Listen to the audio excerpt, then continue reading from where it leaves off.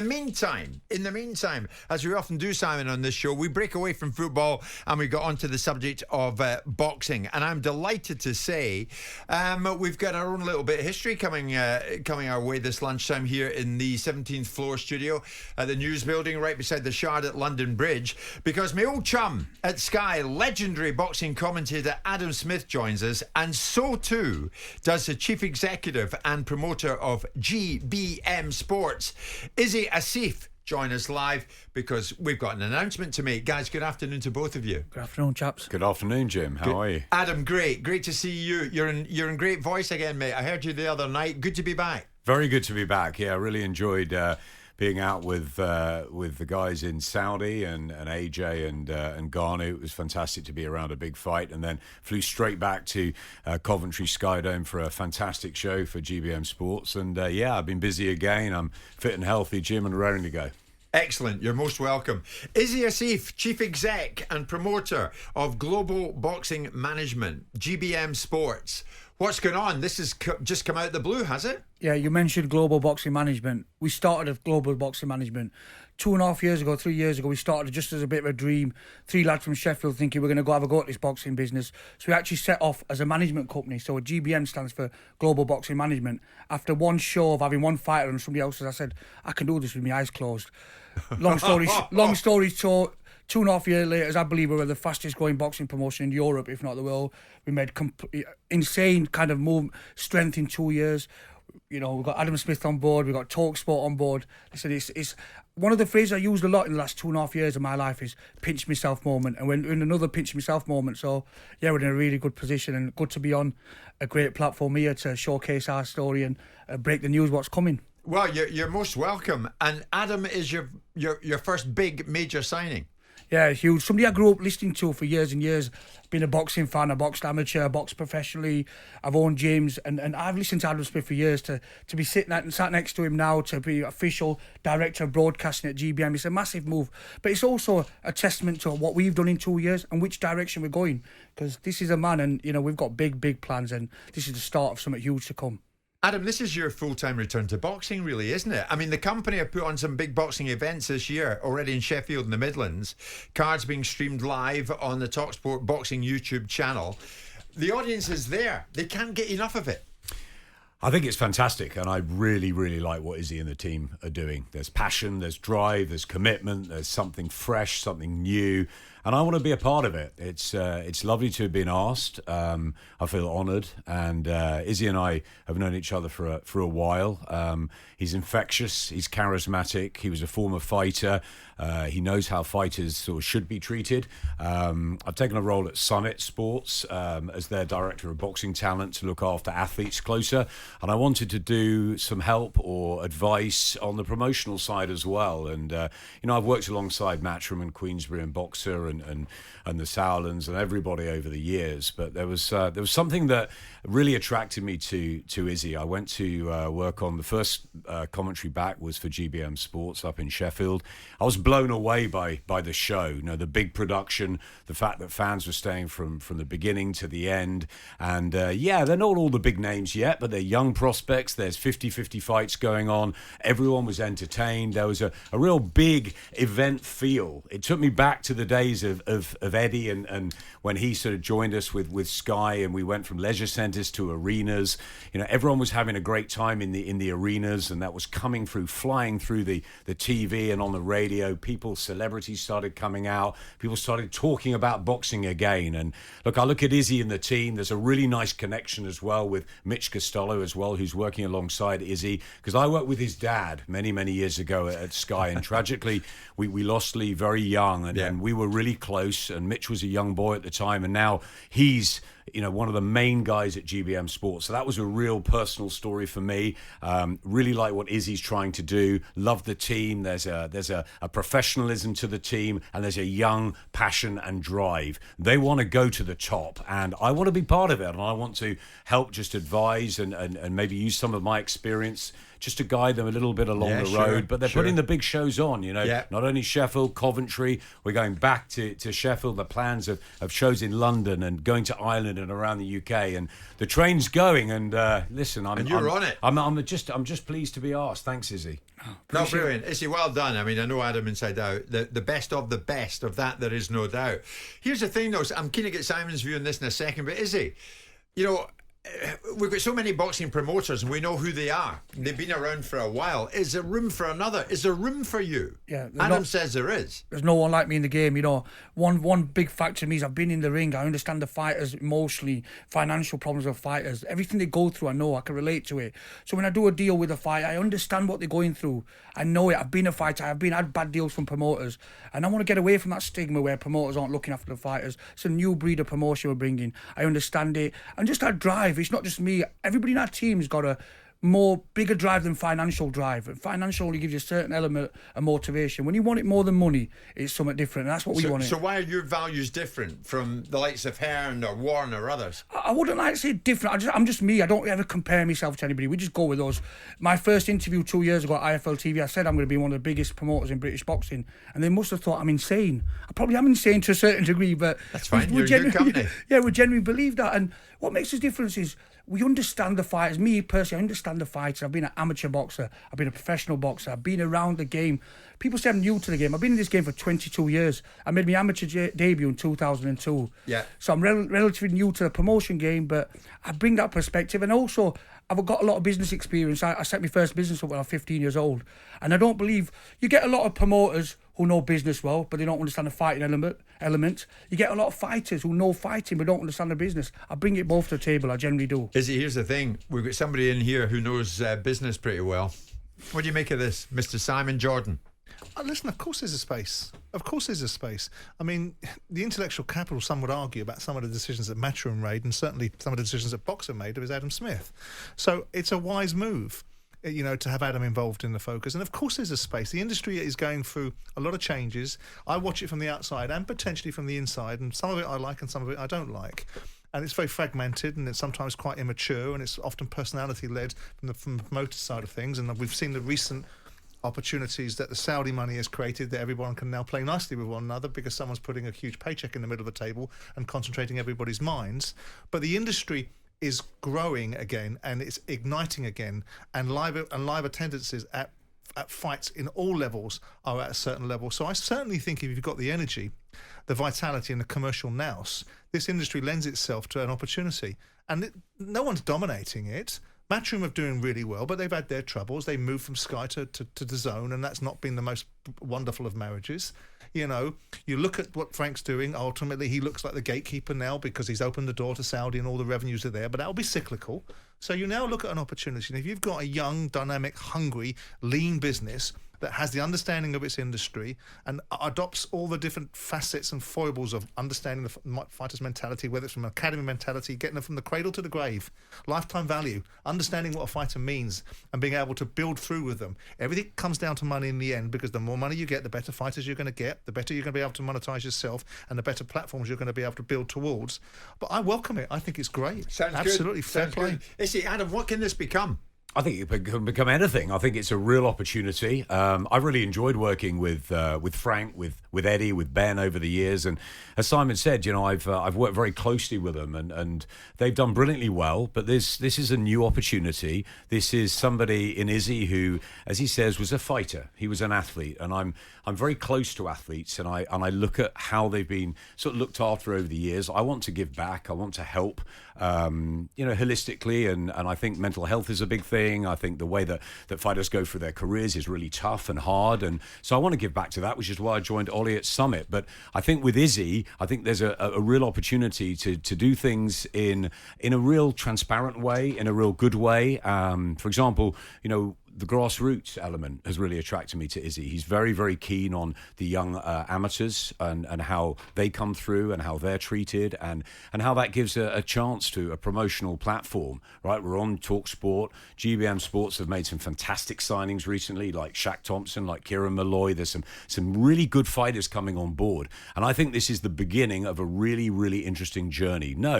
Izzy looks up to Eddie and Frank, and I think that's fantastic. I think that he gets that inspiration. He doesn't doesn't want to compare himself. He wants to be his own person. Yeah. And if I can help that along the way, alongside a really, really interesting group in GBM Sports who are putting out fantastic socials, they're making a difference already. And at fight nights, it's fun. People are enjoying themselves, and they're getting there. They've got fights regularly going on. They're being entertained. There's some away wins. It's a bit different. Yeah, you haven't heard of everyone yet, but you will start hearing about them. And I think there's momentum, and I like promotional companies and any company that have got momentum and drive. You touched on something there. Transparency. That's so important for me. Like, before coming onto the station, my team was saying, "Oh, you better be prepped. Simon, Jordan, Jim, watch the big channel." I go, when you speak the truth, you don't have to worry about anybody's comment. You know your business. I'm confident in my product. You don't have to worry about I don't have to worry about Simon. I said he can bring it on as much as he wants. Joking, Simon. And I just said, if you speak the truth and be transparent, you don't have to worry, and you can just be yourself. And that's what we've driven on. That's the ethos at GBM, and that's what I carry myself. But nonetheless, you'll face challenges along the way. What do you think they are in the short term? I've already had, Jim, I've had handshakes, what I've got stung for £10,000-15,000. I've had fighters pull out on my second show after the weigh-in, and I know the reason. And I've gone a lot in Yorkshire. We do contracts with handshakes, but that can't work anymore. So we know we've got to do due diligence and do our contracts in place, but we've got to keep to our end of the bargain, and we've got to be transparent. Integrity's got to be there, it's what all I'm about. All my ethos at GBM is about integrity, because we've got to stay true to ourselves. And we've been stung already, but I think as long as we come through, and the big factor in that, Jim, is I don't need to do this financially. I don't need to do it. I've invested well. I come from a good family. We're in a good business. I don't need to. I want to do this for legacy. I want to make a difference, and that you can't put a price on. Where are you from in Yorkshire? Sheffield, born and bred. Proud Sheffield. I'm a Sheffield United fan before you start having stick Up at the our blades. team. Yeah, lifelong for my sins, but I'm a big football fan. My main sport was cricket, so I played cricket at one of the most successful cricket clubs in the country. I represented Yorkshire, South Yorkshire. I played with Joe Root and Michael Vaughan, so I'm a cricketer. I went into boxing by default. I was putting some weight on through cricket season, and went into boxing gym just to keep fit. And now, look who we're sat here. Fastest growing promotion in the country. I believe we're going to be one of the strongest boxing promotion outfits within the next 18 months to 2 years. Well, brilliant. 20th of April, I'm looking at it in Rotherham, a coming of age event. That sounds good, doesn't it? With the likes of Shaquille Thompson, Hughie Fury, Kieran Bradley. There's a lot going on in the early days of GBM Sports. We've got the CEO, Izzy Asif, with us, and the legend that is Adam Smith. They have teamed up, and they're looking forward to doing big things in boxing, in spite of the fact that we know that Warren and Hearn and Wasserman have dominated in recent years, but there is a space for GBM Sports of that. There is no doubt. So, Adam, domestic UK boxing, in what kind of health is it in?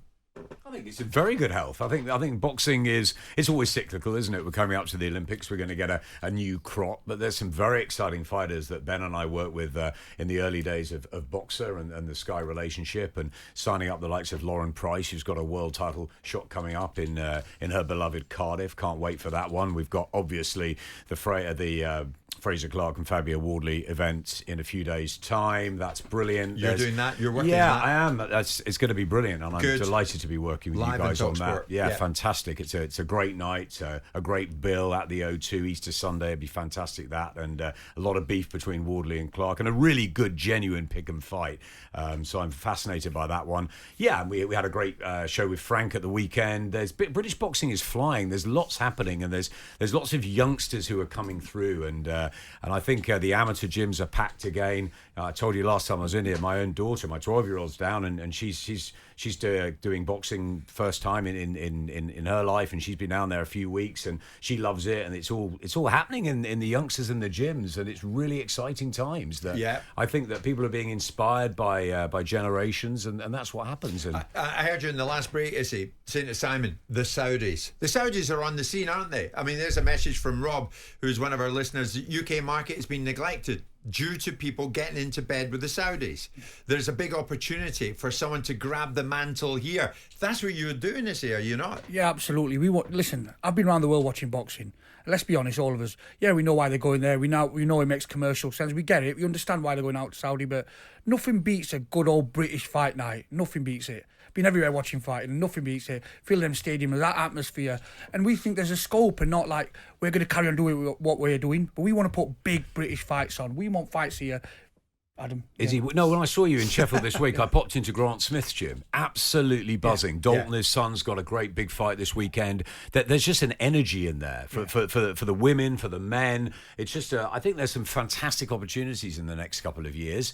And I think, as Simon said, the big stuff is happening in Saudi at the moment. And for that, it's great. We're getting some huge nights. Fury and Usyk and AJ will be in the mix again and all of that. But back home, let's not forget the fans here. And the fact that we can still pack out arenas and give some fantastic fight nights up and down the UK and in Ireland. It's all good saying, let's watch it on TV, it's available at the right time, but come on, being in that stadium, being part of the atmosphere, singing, cheering your fighter on, it's a different kind of feeling, and we're going to push on that. But this is what I meant about what Eddie did all those years ago, to take it from leisure centres with 1,200 people in to make it a happening. They did it in the darts as well.